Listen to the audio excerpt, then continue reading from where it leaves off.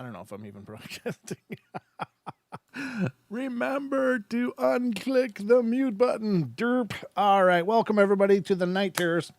Yeah, I know. Ever since the new sound card and the updates, everything got tweaked. So there's like 5 extra steps now for me to do this show, and I'm conveniently forgetting the mute one all the time. So my apologies for talking to you without you having the luxury of hearing the dulcet tones of my voice. I'm being cheeky, but thank you guys for being here. Welcome. It's Sunday. I know tomorrow's Monday, and for many of us that means back at it. But I hope it's been a great weekend. Thank you all for being here. Those of you that come back night after night after night and hang out with me and are a part of this experience. I just it never gets old. It never gets to be something that I'm like, oh yeah, okay, people are here. Let's get going. Every time I look up and see the chats filling up and, all that, people coming in, saying hello to everybody, like this family thing happens. It's just really, really heartwarming. So I thank you all for being a part of it. And to those of you that watch when you're able to. So a lot of people can't make the live shows because it's just late. I understand, and I do appreciate that it's hard being as, I'm on Pacific time, so like it's 7 p.m., but, that's 3 hours later, 10 p.m. And, back when I was punching the clock and waking up really early, that was my bedtime. So I get it that a lot of people can't stay up that late, but I'm really thrilled you guys are watching these when you're able to. That's just, again, it's just amazing. The new podcast will be coming out after the show. I'll be uploading it and getting it all set so that you guys can check it out on this podcast that I'll be releasing after the show.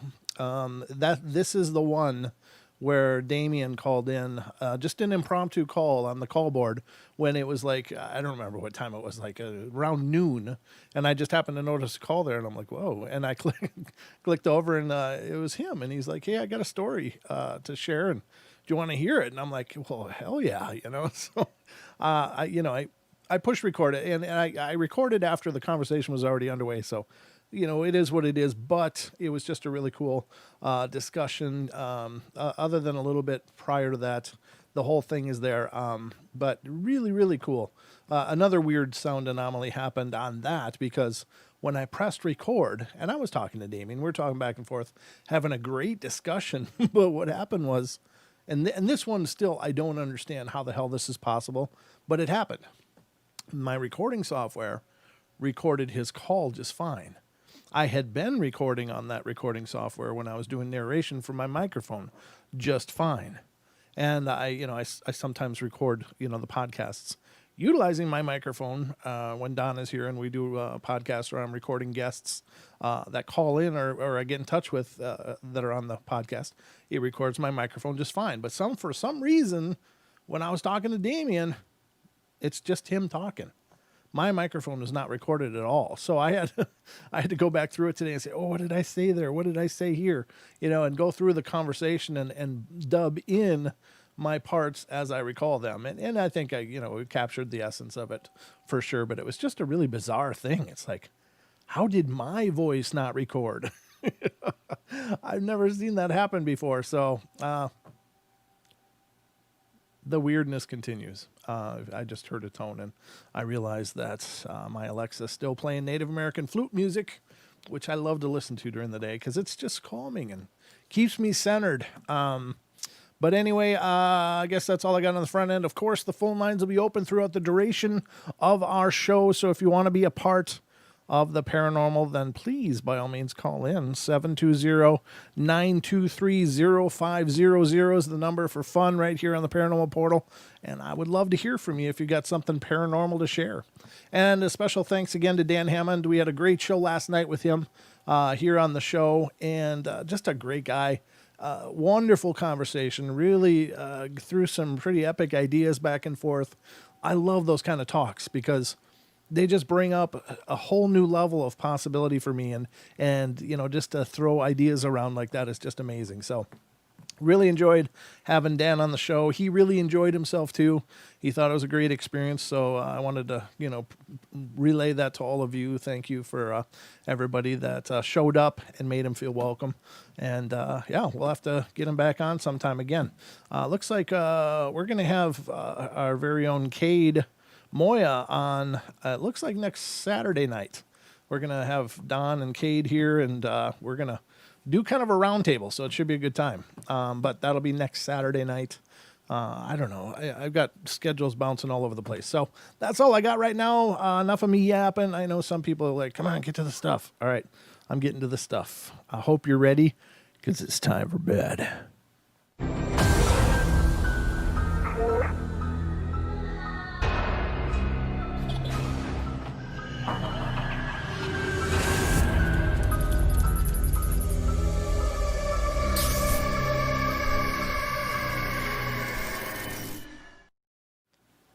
Boom. I don't know if that echoed or not. I didn't think about that. Was that echoing, guys? Let me know in the YouTube if you would, please. I didn't mute the extra feed that appeared in here, so let me know if that echoed. Welcome back, Duke. How was your research, brother? Hope it went good. Looking forward to talking to you about that at some point. I'll give you a call probably in the next couple days, and we'll discuss it. I'm really excited to hear how that went.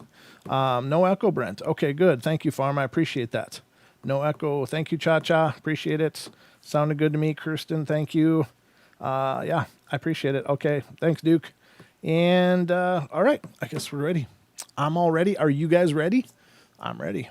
Let's read some ghostly encounters. The first one I'm going to read to you tonight comes from Iowa. This one's a little bit old, or a little bit longer. Again, it's a story from 2009, so it's quite old. But it doesn't mean that, there's one thing about ghost stories is they're timeless. The ghost stories from the 16, 17, 1800s, whenever, are just as relevant as ghost stories from today. And I find that interesting, that they don't ever age. Boom. See what I did there? Sorry, it's dumb. I'm corny, and I'm a little punchy. It's been a long day, but let's get to this story. It has to do with the haunted life. So it says, he starts off like he already told a story, and then he submitted another one. So as I left off in my last story, it was about to be moving since a lot of stuff happened in my other houses. I was beginning to wonder if it would follow me. Would this spirit ever let me rest? Well, we finally sold our house and moved into a small two-bedroom apartment on the other side of a town. And trust me, that house was not at all quiet. It's spelled quite, but I'm sure he meant quiet. But as usual, I'm the only one who had the experiences, so let's get to the main point. When we first moved in, it was quiet for about 2 weeks. Then it happened. I was lying on my bed trying to fall asleep when I saw her. She had to be about 4 or 5 years old. She had shoulder-length hair, and it was medium brown color with curly waves in it. My room was set up to be where the closet was sticking out in the room and leaving enough space for my bedroom door to open. The funny thing is, I wasn't scared at all of seeing her. She peeked her head around the corner and back as if she was playing hide and seek with me. I started to laugh because it was the weirdest experience I've ever had with a ghost. She was a cute little girl, and I felt sorry for her that someone that young had her life taken away. She disappeared not long after I had seen her, and I just lay there staring and thinking about her. As I've said before, I don't get scared very easily, so I wasn't screaming or running out of the room because this is the kind of stuff that happens almost on a regular basis. I will tell you one thing that did scare me. We had all the lights off in my room. Where the hell's my mouse? Jesus, there it is. We had all the lights off in my room with the curtain open slightly. I bent down next to my DVD player, getting ready to put in a DVD to watch, when I felt there was eyes on me, and for some reason, something was telling me to look up. And as I did, I saw the silhouette of a man in the TV. He was still standing behind me. The second I saw him, I let out a small yelp, lost my balance, and my bottom hitting the floor. I turned to look and see if he was still behind me, but he was gone just like that. I turned to look at the TV, and there was no reflection anymore. The thing is, he scared me. He really scared me. More than any others that have, and I got the weird vibe from him. Something not good. Since those two occurrences, it was a while before I had my next one. My mom was going to the grocery store, and I was going to watch my little sister while she was gone. I didn't hear my mom leave, so when I walked out of the bathroom, my sister was playing with her arts and crafts on the living room floor. My mom's bedroom door was cracked open, and I saw a woman in her 30s walk around my mom's bed next to her dresser, and I thought it was my mom because the lady had brown shoulder-length hair, so I called out for her. Oh, what the hell happened? Okay. Weird. Sorry, just my phone was going crazy there for a second, so... So my mom's bedroom door was cracked open, and I saw a woman in her 30s walk around my mom's bed next to her dresser. I thought it was my mom because the lady had brown shoulder-length hair, so I called out for her. My sister then told me Mom had gone to the store. And after she said that, I walked into my mom's room to see the lady, and when I went to follow her, there was no one there. Believe me, I was a little shocked by that one. I have a few stories to tell because they no longer involve the old apartment. They involve our new house. And I know we move a lot, and I'll write my other ones soon. The thing that I wonder, and I've heard psychics talk about this kind of thing, whenever there's little kid spirits, first of all, is it really a little kid or not? Yeah, and I cover that ground a lot, and I recover that ground a lot because it's really a curiosity to me. But what I have heard, and this does kind of make sense to me, is that there are sometimes spirits that, and not necessarily demonic, so I don't mean to imply demonic, but there are sometimes these nefarious spirits that will try to trap spirits. And I don't know how they do it or what they do, but apparently these spirits kind of draw from these other spirits that they've trapped, and I don't know how that works. I don't know what it's all about, but it does seem like, we know that, or we believe that there are dark entities that feed off of us. Feed off of our fear is a big one we hear a lot. Don't be afraid. They feed off of fear, and that may very well be. And certainly fear is a surrender, so you never want to surrender to anything if you can help it. I think it's important to stand your ground as much as you can and be as strong as you can. But would it be much different than for them to feed off of other spirits? Maybe not, because in our core, we are energetic beings just as these other spirits are. And so perhaps being in a body, we regenerate that energy much more efficiently. And I can't explain how or why, but I feel that that's kind of true. That's something about being in the body. We have this direct connection to the world around us, and we regenerate energy, whether it's through things we consume and eat, or is it sun, or other people, whatever. But maybe these disembodied spirits don't, and then over time they just get drained more and more and more.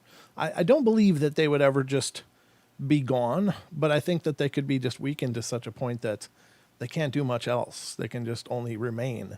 And so if that is indeed true, that might explain some of these children's spirits that are seen, and perhaps they can't get to the light. They're not allowed to. They're being held against their will, which is a horrible, nightmarish scenario. It just kills me inside that could be the case. These little children are being exploited in the spirit world, so to speak. But I think there is something to that. I don't really know why. I guess I'm answering that from an intuitive level, but it just kind of feels like, that does make sense. So, you hear that native flute? That's beautiful, isn't it? I'm surprised it's carrying so well through the house.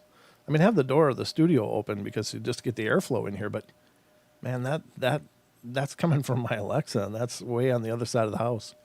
But that is just resonating through my home. That's beautiful. Wow. Powerful stuff. Absolutely powerful stuff. So let's get to some more stories here. But you guys will have to let me know in the comments. Do you think there's something to that? Do you think that spirits can and do that kind of thing? Is it possible to trap another soul for them to do that and to somehow feed off of it or become empowered by that extra energy? And I don't know. Maybe it is. Let's get some more of these opened so that we can have more going on. That one was remaining from the last time. Let's see, there's a few more. Okay, so the next one I will be reading you is coming from West Virginia. Let's see, I'm just checking. Okay. Yeah, everything's looking strong. The connection's doing good tonight. Excellent. All right, so West Virginia, it has to do with haunted places. Let's see what's haunted place we're going to be talking about now. It says, my two brothers just recently started tearing down an old deserted house that had been used as a boarding house. It had been deserted for years outside of your usual varmints from outdoors. Well, one day my brothers were over there working with one upstairs and the other downstairs. The one downstairs said he was tearing out a fireplace when out of the corner of his eye he saw a figure standing at the foot of the stairs. Immediately he went over to see. He thought it was my other brother, but there was no one there.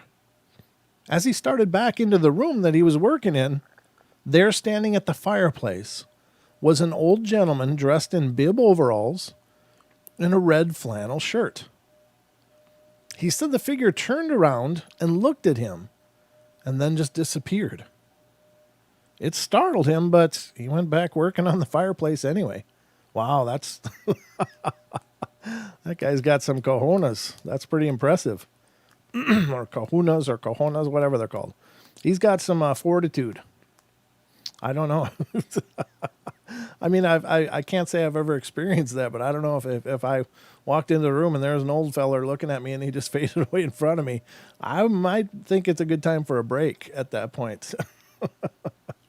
But this guy went back at it. That's pretty cool. Now, the interesting thing is, as a side note, and it's not a phenomenon I'm real familiar with, but I know some people believe that there's something to this, and they call it the flannel man or the flannel ghost or flannel ghost man or, however you want to say it. But it has to do with, they think that there's something distinct about apparitions wearing flannel, like that might be something else entirely.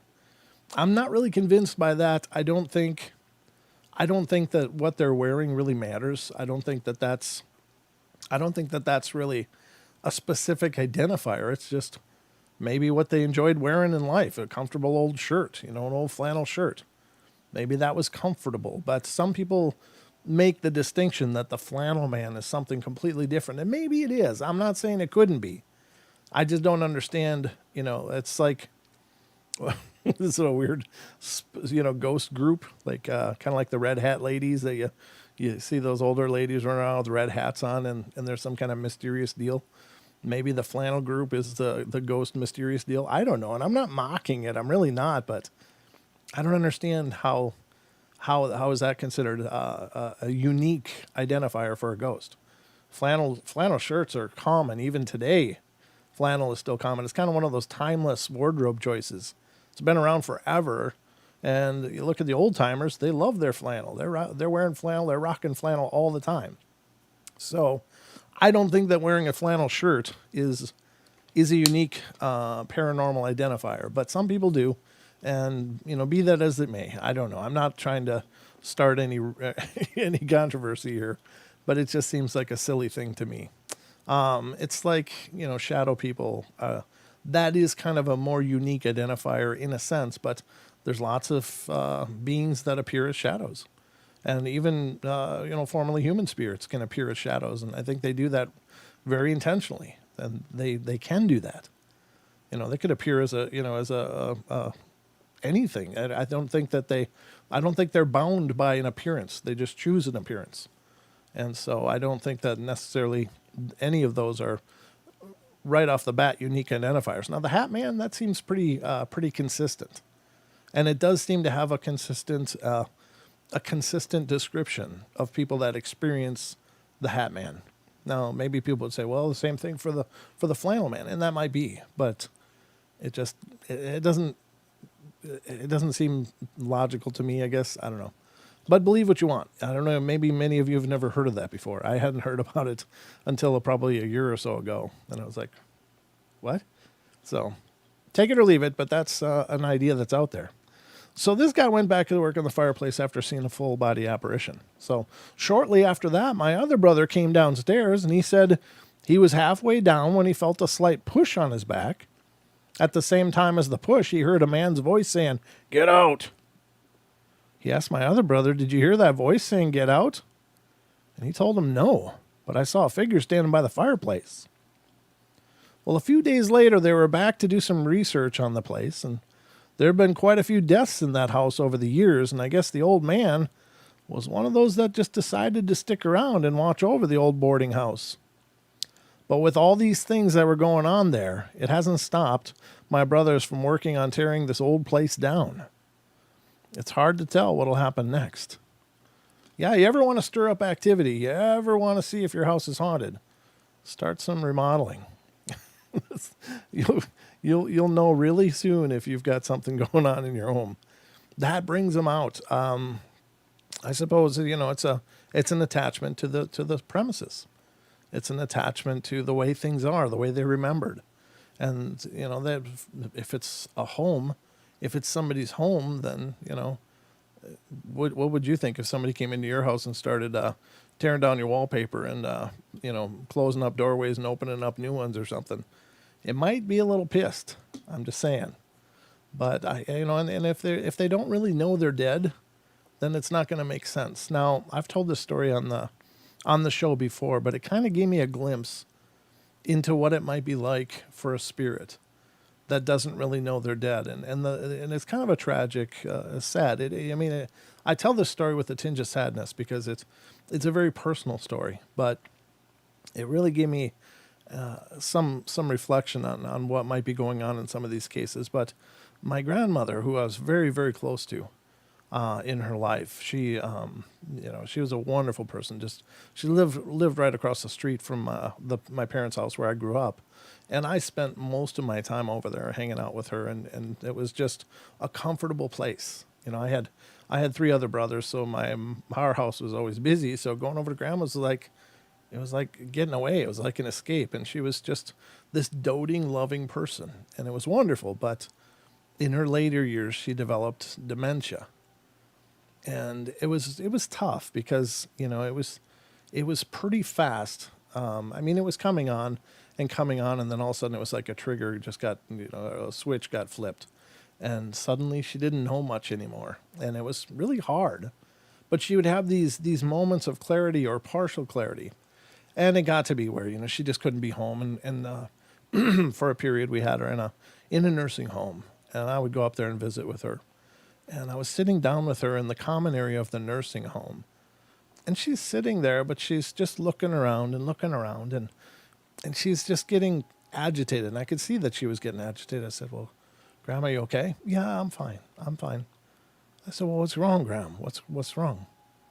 And she said, "Well, I don't mind that people stop over, but when will these people go home?" And I was like, wow. So for her, she was home. She was home in her mind, but these other people were just in her house. And she didn't connect the situation at all. And to her, they were just kind of intruding, and she was trying to be patient with them being in her home, but it was obviously wearing on her. And I was like, wow, so maybe that's kind of what some of these spirits experience. If they, perhaps had memory issues. Maybe they don't know they're dead, or they don't know what's going on, but they know there's people in their home, and it's, gets old. So perhaps that's what it is.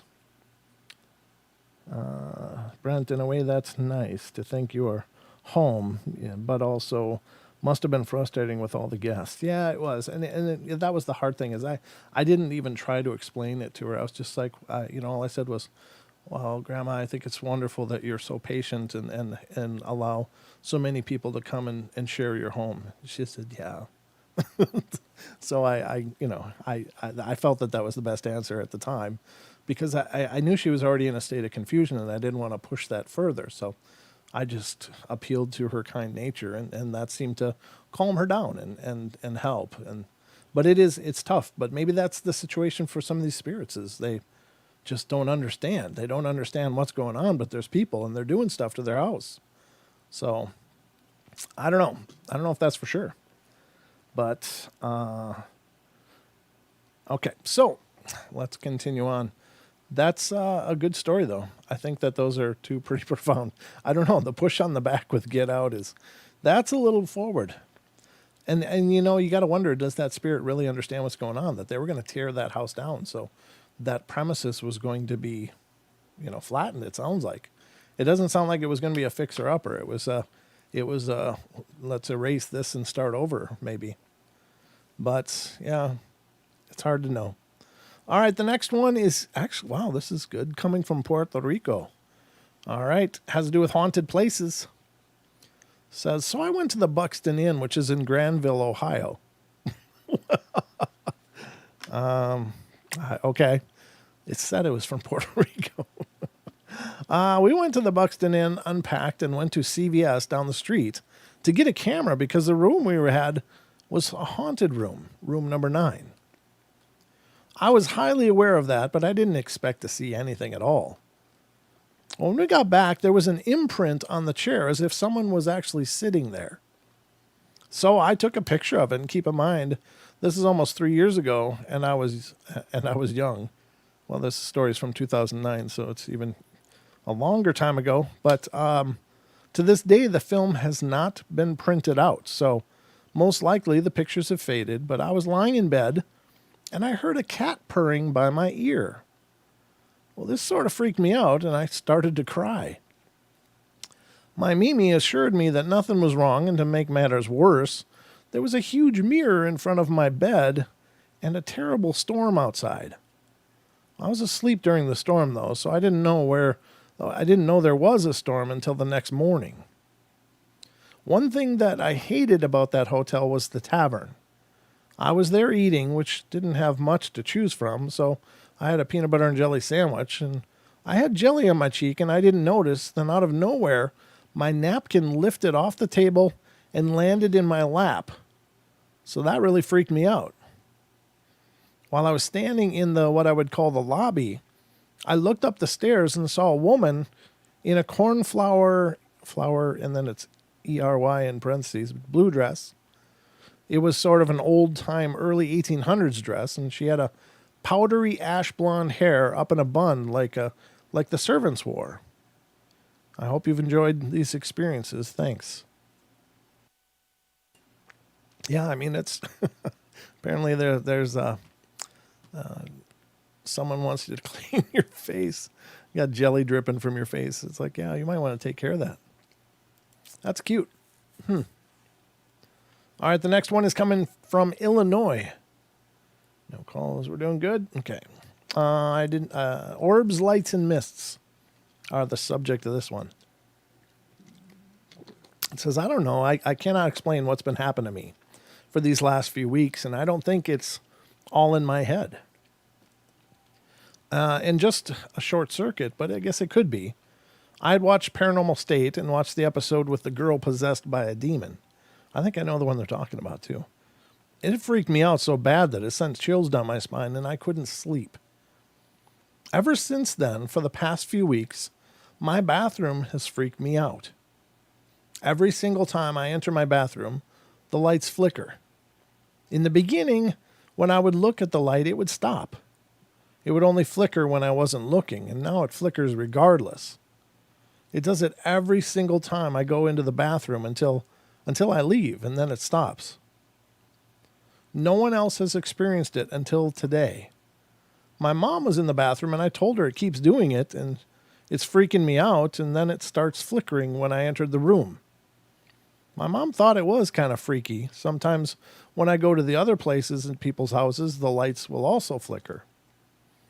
I don't know how to explain it. It could be paranormal. Could be coincidence. I don't believe it's coincidence, though, if it's happened about 20 times.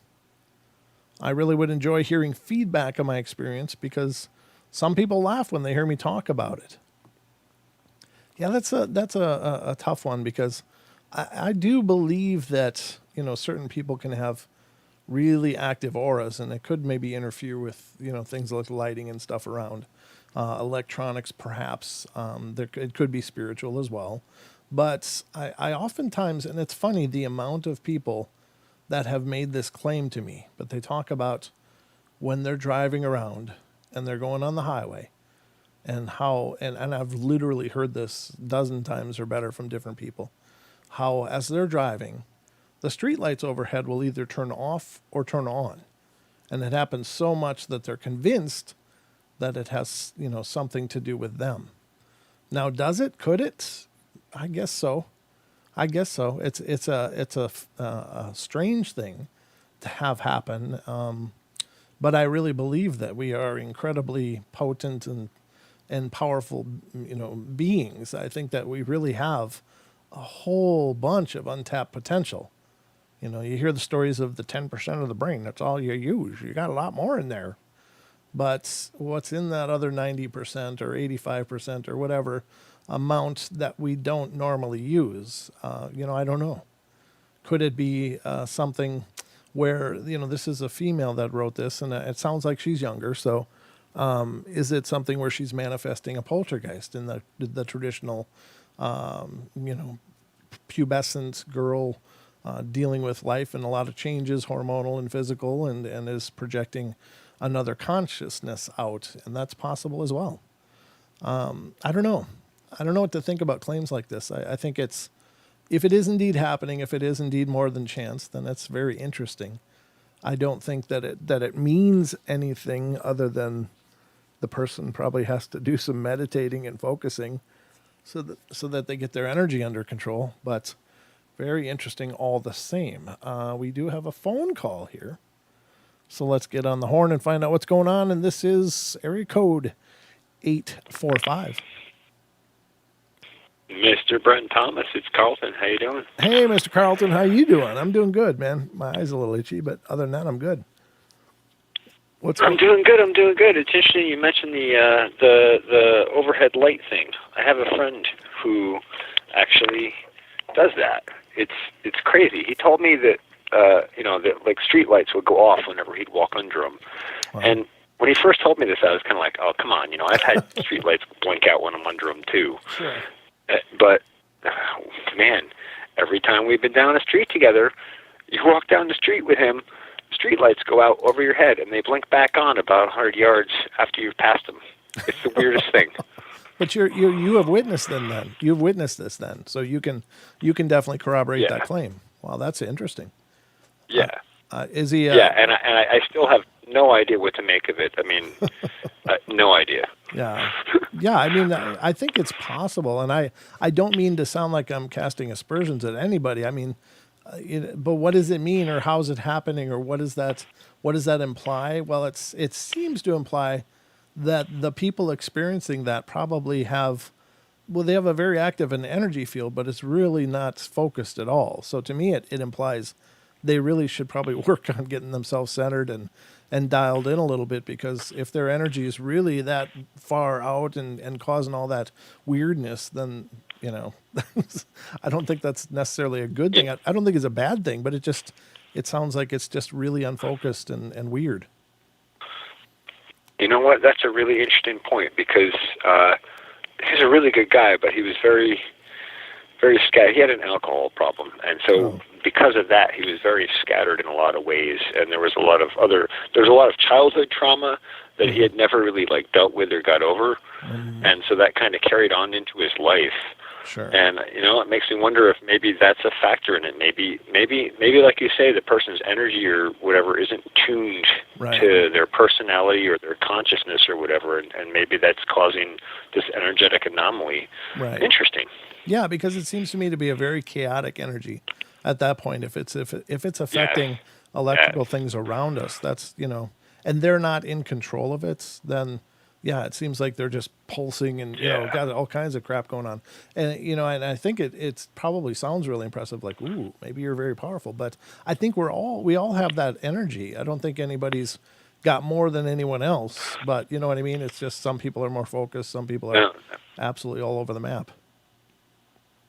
I agree completely, and yeah, it's interesting. Like if you think about the technical aspect of that, like these were high pressure sodium lights. I don't know if you know much about high pressure sodium lights, but they use a huge transformer and a magnetic ballast and a capacitor in there. Oh. So it's a very stable piece of circuitry. So for that to go out, you either got to have a bulb go wrong or a power supply issue. And so for that to happen as you go down the street from light bulb to light bulb, from a technical standpoint, that doesn't make any sense. Sure. Yeah. And if you witness that and you can corroborate that, then that's really powerful. This person really has something going on. But I just don't think it's necessarily a good thing. And I don't know that it's, could that mean, if they don't get that under control, because I really believe we are a manifestation of our energy, of our being. And if their energy is that all over the map, is that health problems later? Is that, I don't know. I'm kind of spiderwebbing on this. Well, it's interesting you say that, though, because that person actually has cancer now, and he's been through several bouts of surgery and chemo. He's really been through a very difficult time. Yeah. And he's still surviving right now. But, it makes me wonder, does it all go back to that energy? Yeah. Does we see cancer as coming from toxins and bad food and stuff, but is it the energetics or the chemical part of it, or is it both? It makes me wonder. I think, well, from what you've explained about the guy, he's already got, he doesn't sound like he's living very holistically anyway. So he's got all kinds of stressors. He's got emotional stressors, he's got chemical stressors, and probably spiritual stressors. So all of those stressors working on the body, it's going to manifest something. Yeah. Wow. Yeah, for sure. Crazy, huh? Anyway, I just thought I would share that with you because since you brought it up. I appreciate it, man. It's good to hear from you. Always a pleasure, sir. All right. Always a pleasure to talk to you as well. All right. Party on, paranormal peeps. All right, Carlton. We'll see you. All right. Bye-bye. Yeah, that's interesting. That's very interesting. And that's, again, why I love these kind of conversations. It's just things just flow from one end to the other, and suddenly we have at least an idea, a theory, and that's cool. That's exciting to me. That's why I love this show. That's why I love having an opportunity to talk to all these different people and you guys out there. You all bring something to the table, and it creates a whole new understanding or a new possibilities. So that's the magic of the portal. Absolutely. Absolutely. I watch it on TV. Oh, sorry, I don't think Diana's talking about us. Okay. I guess we'll move on. And I've got, that's the unexplained flickering lights. Let's go to the next one. And this one is coming from California. California.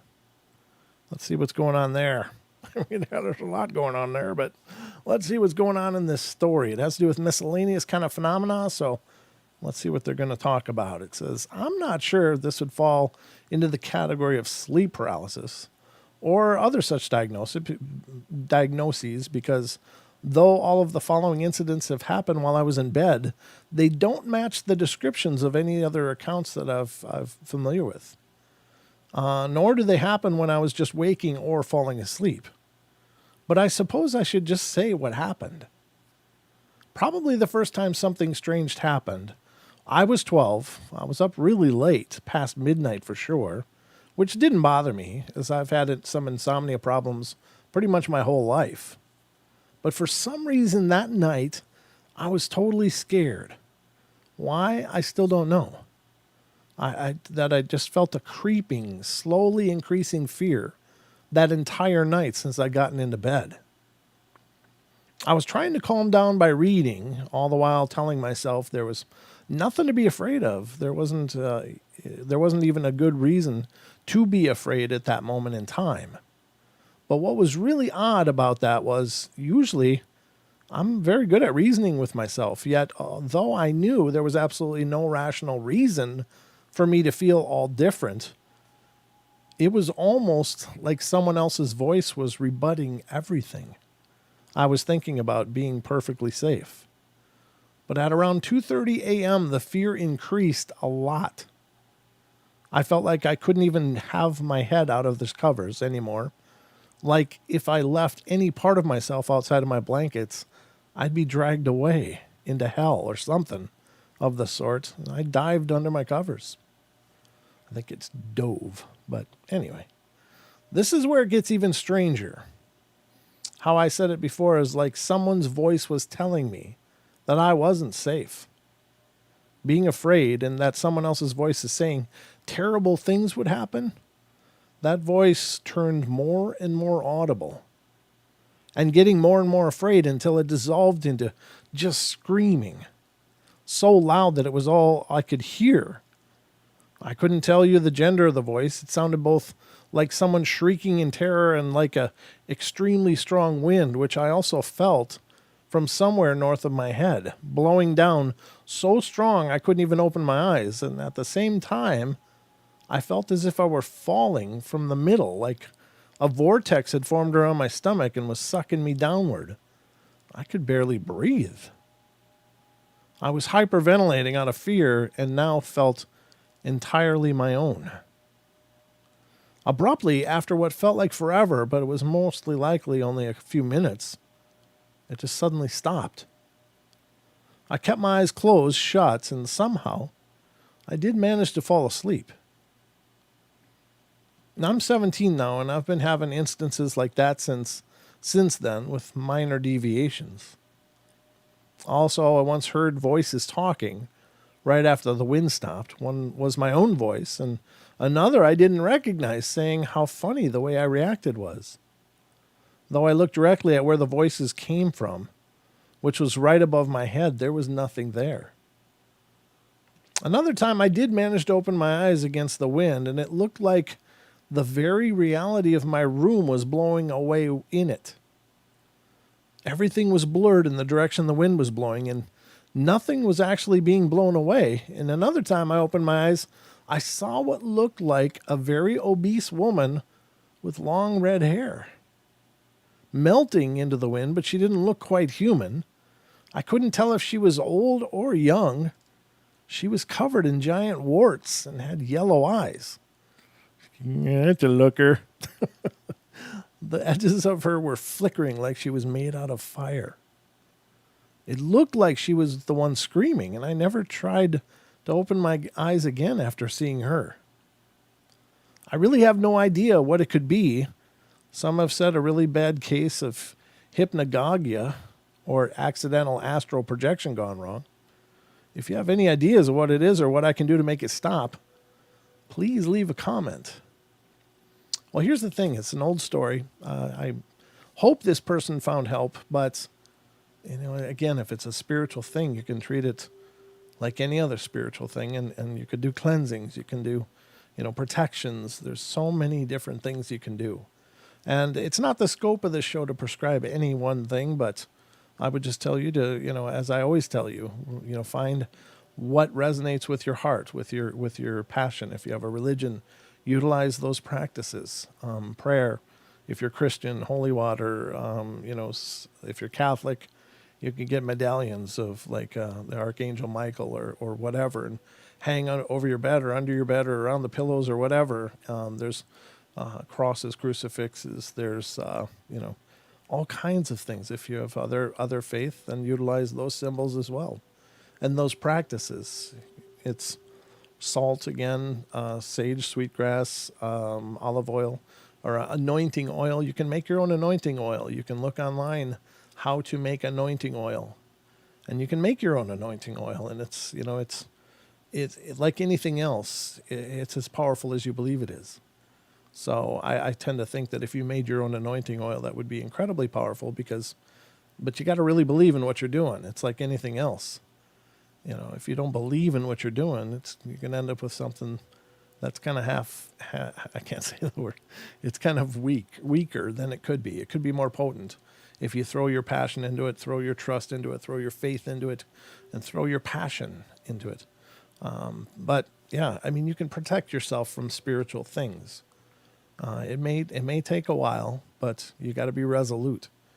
That's the key. Is these spirits have nothing but time. It's not like they got to be up for school or anything like that. They don't have the restrictions that we have, but nonetheless, you got to claim your space. You really have to, and that can be incredibly hard and incredibly difficult. Not difficult, but once you've done it, you can win. You can triumph over these things, and I do believe that these things make you stronger when you're on the other side. When you've conquered them, there's an old saying, and I love this old saying. I utilize it all the time. It's all of our demons become our angels once we release them. So once you release them, they become your angels. So, all right, let's continue on. What do we got? God, that's gone fast, hasn't it? All right, the next one is kind of a long one, but this one will probably be the last one of the night, but it has to do with the church, and I think this should be pretty interesting. It has to do with orbs, lights, and mists. Comes from the state of Tennessee. It says, my name is Rick. I'm almost 40 years old now. When I was about 18 or 19, I played guitar in a couple of different Southern gospel groups. No big name groups, just friends and family mostly. Well, one particular group I was in at the time had an invitation to sing at a church in Nashville, maybe 800 miles from where we all lived, and I was really excited to go because I'd never traveled that far to sing before and didn't know what to expect. When we arrived, we were greeted with kindness and were informed the church would be observing homecoming celebrations, and there would be 5 groups in total scheduled to sing. This time of year was mid-July, unbelievably hot. The church building was an older house that had been converted into a church. I'd seen this done at a few other places that I'd been before, and the church had been really nicely furnished and decorated, and it was just looking around to get acquainted with these new surroundings.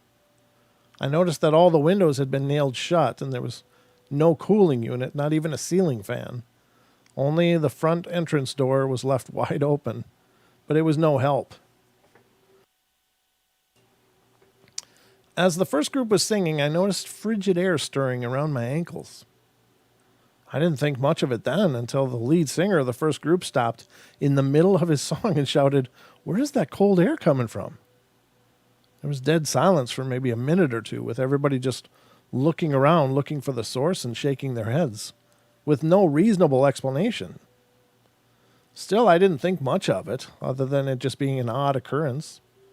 Definitely not a ghost or something paranormal. I didn't believe in that stuff, and thought they were just stories that people made up to scare someone. If anyone tried to tell me a ghost story or experience, I'd listen, but later question their credibility. Thinking to myself, do they really expect me to believe this nonsense? I'd never seen anything to make me wonder if any of it could be real. Well, our group was next, and the speaker asked us to get ready. And we moved into a side room to strap on our instruments, and we waited to be introduced. While we were standing and waiting, something caught my eye. In another side room we were facing, it was a hovering bright white neon-looking light in the shape of a small-sized comet, or the size of a Nerf football, with the front end rounded and the back end sort of tapering to a tail or a hazy point anyway. As soon as my eyes fixed on it, the light whisked to the back of the room, up to the ceiling and in the furthest corner, and then the door slammed shut hard, and the door handle jiggled violently for about 3 or 4 seconds, and then it was over. I couldn't believe what I'd just witnessed. I turned to look at the other people in my group, and their mouths and eyes were wide open, just like mine. I knew without saying a word that they saw what I had seen. We were finally called out to the main part of the church. We did our set of songs, and I was in a daze the whole time we were performing, asking myself what the hell just happened. And to this day, I'm still not sure. It was so real and so moving. There's no way I'll ever deny it happened. I would just like to know what it was. When we went outside for lunch, we asked the people that invited us if strange things like that happened a lot. Well, they acted like they didn't know what we were talking about, and I'm sure they have seen something. That presence was too strong not to be noticed. Well, since that time, I've never seen or experienced anything like that, and I hope I never do. When I try to tell this story, I see people looking at me the same way I used to look at people telling me their stories. Used to. I'm just left wondering, what is out there and what is it capable of? If anyone can help me understand, I'd really appreciate your help. This has changed my life and definitely my way of thinking. I think that that's the powerful part of this stuff, you know? It's like people that are cynical or closed-minded, something like an apparition, I mean, it just redefines reality. It's such a huge event. It's a huge event to people that believe, but how much bigger is it to people that don't? And they have to reconcile that somehow, or try to. You know, that people, I've said it many times, people will desperately hang on to their paradigm. They will desperately grasp onto it and just not let it go because that's their security. It's safe, it's secure to know that there's 3 dimensions, there's floors, walls, and ceilings. Tomorrow's going to get here, and yesterday's already done, and you know, the world is as we know it. But when something like that happens, you don't know it anymore. You don't know the world you're in anymore because the whole rule set just changed in front of you. And you have to try to come to terms with the fact that you really don't know what the hell's going on. And I think that really, really, really screws people up. I think most people find a balance point for it. They find, you know, that there's just, you got to accept that we don't know everything.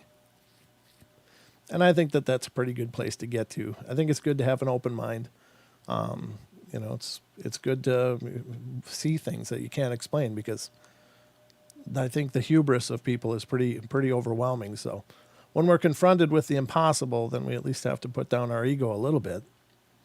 And that's always a good thing. So I don't know, Brent, fast hour, bro. Goes too fast. Thanks. Thank you, Titan. Good to see you, brother. I was thinking about you just the other day. Hope you're doing good, man. Titan was, of course, one of the people that joined us in Coloma. We had a great time with him. We had a great time with Justin and Cha Cha and MCAT and Duke, of course, and his team. Well, we can't wait to get somewhere again as soon as we can. But one of those looking straws. Not sure what a looking straw is, D. But let's see how we're doing. Yeah, we got 7:56. That was a fast hour. Jeez. It goes fast. And of course, ladies and gentlemen, this will be doing well. Thanks. Good to hear it, brother. Good to hear it. Cha-Cha, she's got her bags packed. Duke says it was fun. Yeah, it was fun. A lot of fun. Great time. And I can't wait for us to get out and explore Coloma again and many other places. You know, it's always a barrier because, you know, nothing is easy. Nothing is cheap. Although, you know, several people made Coloma happen. One is our friend Dan Pruitt, who really set us up and helped us with accommodations for Don and I.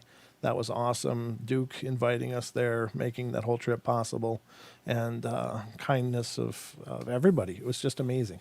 Just a wonderful time. Always looking forward to more of those adventures. So hopefully we'll be able to plan at least one more before the end of summer. God, it's coming fast, though, or at least into fall. But I don't know what we're going to be able to do, ladies and gentlemen, but keep your eyes and ears open. If something opens up, we will definitely make it make it happen if we can. If it's all possible. If it's at all possible, we will do it. But that's going to wrap it up for tonight, ladies and gentlemen. I will be taking the next couple days off from live streaming. So Monday, Tuesday, you're kind of on your own, but there's about 780 episodes on our YouTube archives. If you're looking for a little portal, there's about a couple hundred podcasts on Pandora, Spotify, iHeart, iTunes, Google Play, Stitcher, whichever platform you prefer. So there's lots of portal to keep you company if you need a fix in between now and then. Follow us on Facebook, facebook.com/Paranormal Portal Radio. Definitely get subscribed right here to our YouTube channel and hit the bell, ring the bell so that you get all the notifications. Yeah, that's about all I got, guys. I hope you guys are wonderful. Thank you so much for being a part of this. Thank you to all of you who are spreading the word, letting people know about the portal. You guys are helping us to grow and bringing so many new people into the fold, and it's just wonderful.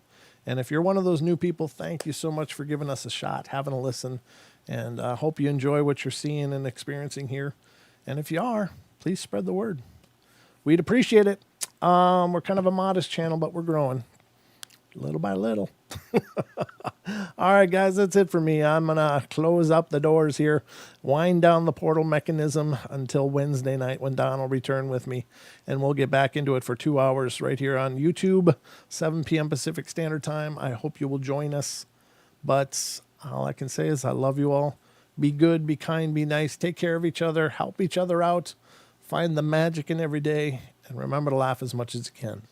Love you guys, and sweet dreams.